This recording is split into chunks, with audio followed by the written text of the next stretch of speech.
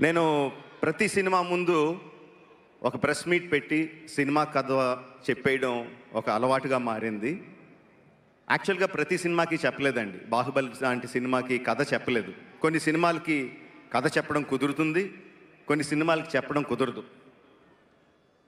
ఈ సినిమాకి mere words won't do justice to the scale and scope. ఇలాంటి cinema,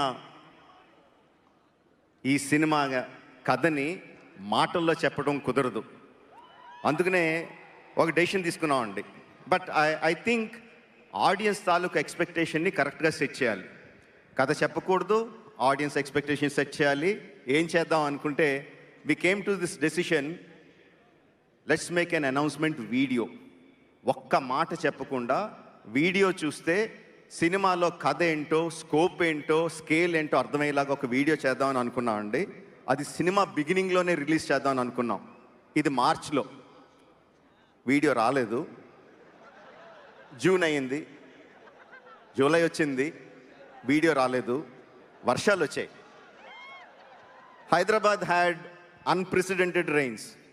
July, August, September, October continuous rains వస్తూనే ఉన్నాయి. So మొత్తానికి నవంబర్ 15కి మీ ముందుకి ఈ వీడియోతో వచ్చాం. I'm so happy. So we're going to present that video to you today, which will tell the scale and scope of this film.